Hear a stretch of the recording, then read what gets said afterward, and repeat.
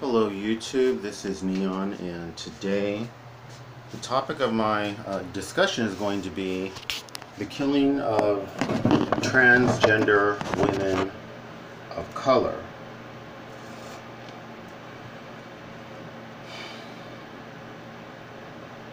So in 2015, well, let me just start off by saying that this is an opinion piece. This is nothing more and nothing less than me sharing my opinion. And that's all this is. I'm not trying to say that everything I'm saying is a fact or is a proven fact or anything like that. It's my opinion.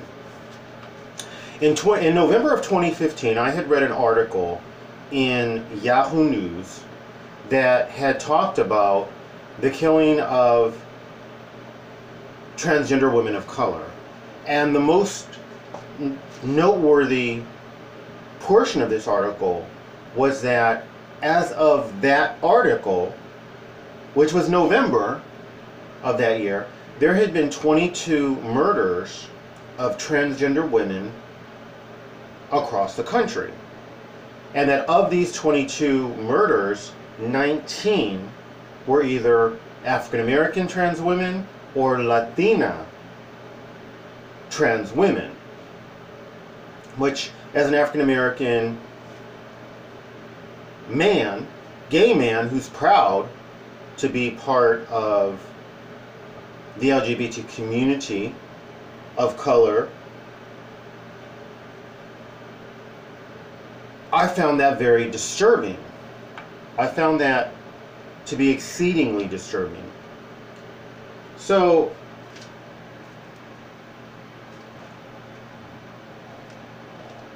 mind you, this number of 22 women, that was as of November of that year. There may have been more murders, or probably, sadly, there probably were more murders, and they were probably African American trans women or Latina.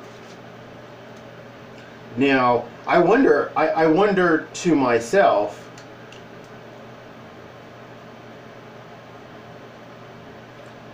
gays of the majority persuasion, they have attacked every institution that has come up against them to prevent equal rights, whether it's politics, government, religion, any institution, the universities. They have attacked every institution that's tried to take away their rights or prevent them from achieving equal rights.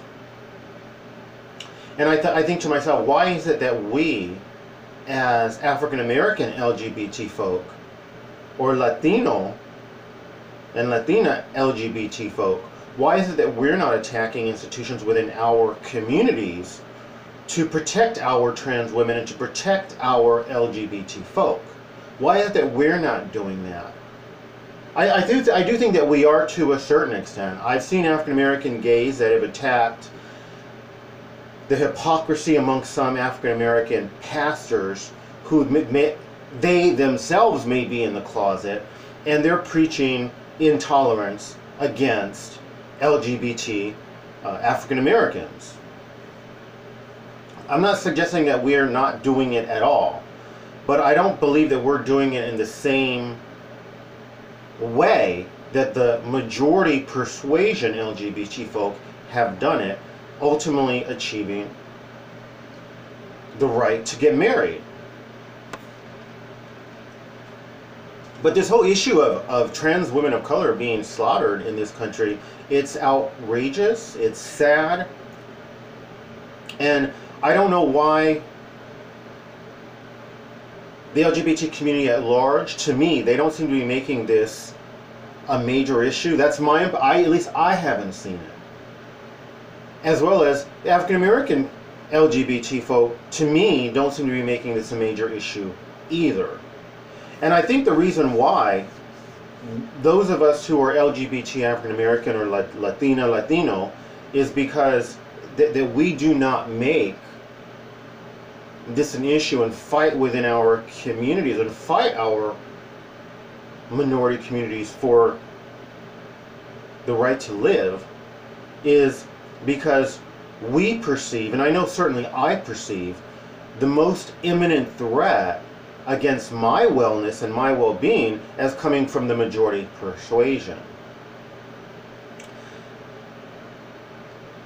I believe, and I've heard experts on the subject say this, that the LGBT community, it's exceedingly segregated by race and class. Exceedingly. I believe that the majority persuasion, like if you go to WeHo, I've gone to WeHo, and the looks from the majority persuasion of disdain, incredible. From what I have heard from African Americans that can afford to go down there, that it's not welcoming. We're talking the gay community. It's not welcoming to gays of African descent, of African American LGBT folk. They're not welcoming, they're not accepting, they're not wanting to hire us, just like the greater majority persuasion routinely discriminates against us to keep us in poverty, to feed their false sense of superiority. I believe that we have nowhere to turn, whether it's LGBT folk of African American persuasion or Latina persuasion, or transgender people of color. We have nowhere to turn. We have nowhere to turn. And so we almost can't fight back within our community to stop this violence against our trans women of color, when we have to worry about the majority persuasion constantly in any way they can, whether it's passive aggressively, which is the way they can typically get away with it, whether it's hiring discrimination where they just tell us they're not hiring, or they toss our resumes once we walk out the door. Once they find out it's an African American, they just want to keep us in poverty. Whether it's a passive aggressive, whether it's in your face, whether it's stereotyping our communities, and I've had gays of the majority persuasion stereotype our communities and verbally attack our communities. Why do they have to sag? Why do they have to call each other the N-word, but they don't want nobody else doing it? These are stereotypes about the African American community that don't define the African American community. I don't even think the majority of African Americans use the N-word. But these gays of majority persuasion, that's their stereotyped view of the African American community. It's a very disdainful and disrespectful view, and they want to verbally attack our community. We have to face this kind of bigotry and discrimination so constantly that we can't really hold our communities accountable when the threat comes from the majority persuasion, whether it's LGBT majority persuasion or whether it's the straight majority persuasion. I know that for me as a gay African American man, my experience with straight African American men has been atrocious. With straight African American women has been atrocious. Atrocious. As an extra working in Hollywood, they've pretended to try to be accepting because it's the one bastion of safety that we LGBT folk have, where they can't openly show their hate. So in that context, they'll pretend, African American as well as all races will pretend to be LGBT friendly when in fact they're not. They just don't want to get fired. But something needs to be done to stop these murders of trans women of color, because I think it's the worst, it's the most horrid example of not holding communities of color accountable for their hate and their violence against the LGBT community of color, these communities of color, and particularly against the most, possibly the most vulnerable people on the planet, which are trans women of color. Certainly, I would say the most vulnerable people in this country. I've heard of discrimination within the gay community against trans women of color, whether it's gay men who will say things like, well, if you want to be a trans woman, that's fine, I accept that, but why would I be with a trans woman? I'm a gay man and I like men. You know, I've heard that so many times from gay men who are supposed to be tolerant and accepting, and yet they're really being hateful. Because nobody needs, I don't need to hear that opinion as someone who has trans women of color within my family. I don't need to hear that hate. And I saw a series on YouTube that really suggested that the lesbian community is pretty bigoted against trans women as well, particularly if a lesbian decides to date a trans woman. There can be some really nastiness on the part of her lesbian friends against trans women.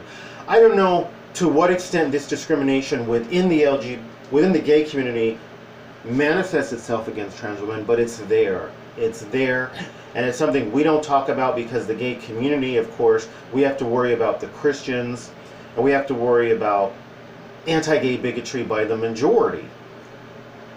So I think that trans women wind up having to tolerate it from all ends. But it needs to stop. The killing of trans women of color needs to stop. And communities of color, heterosexual communities of color, need to be held accountable. Need to be held accountable. This is unacceptable. One Latina, she talked about racism amongst transgender women. She talked about the fact that trans women of the majority persuasion, they have privilege. Privilege that most people of color don't have. They're less likely to be thrown out of their family. They're less likely to be without some kind of financial support. They're more likely to get an education and be able to work in a trans-friendly, I don't know if that's a word, but in a transgender-friendly environment.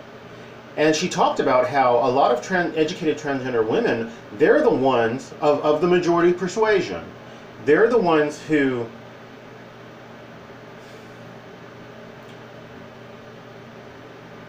they're in charge of a lot of the studies, and they perform, and I know that's not the right word, but they perform these studies. They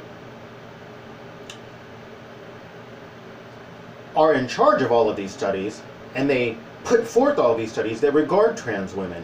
She said in these studies, typically it's trans women of the majority persuasion who are educated, who pay a small, measly stipend to, generally speaking, trans women of color, so that they will do these surveys and get tests, and they will allow all of these studies to take place. And that these trans women of the majority persuasion, in fact, are making a good living as professional trans women. This Latina said that she was fortunate in that she was the exception. She was able to get educated. She was one of the few trans women of color that plays a leading role in a lot of these studies, which is one area where trans women can work, make a decent living, and be free of harm. She said that these trans women of the majority persuasion, they do nothing to try to get trans women of color educated in the universities and be allowed to be the women who are in charge of these studies, and that can be one source of a good income for trans women of color. She said that these trans women of the majority persuasion do nothing to help trans women of color, that they use them so that they can make a good living. They pay the small stipend so that trans women of color will participate in these studies, but that's as far as it goes. So it would appear that racism in the trans community is very, very strong. And I just feel like a lot of times with trans women of color, they have nowhere to turn. They have nowhere to turn. You know, they get it from all corners, and you can't even speak of transphobia in the gay community, which I believe exists. There's a little more tolerance, but tolerance doesn't mean you're going to hire a trans woman. It doesn't mean that you would even entertain dating a trans woman, which is the case with most gays and lesbians. You know, they'll try to play the gay card, but I think the argument can be made against not dating a trans woman if you're 100% gay, but does that mean you would not hire one? Does that mean you would not be seen in public walking around being friends with and supporting a trans woman of color? I don't know. It's a good question. So my time's up with this talk. I want the violence against trans women of color to end, and I want them to have equal rights in every way, shape, and form that the majority persuasion has. If you like this video, please like, subscribe, share, comment commercials, recommend my videos, do one or more of those things. Thank you. Best wishes.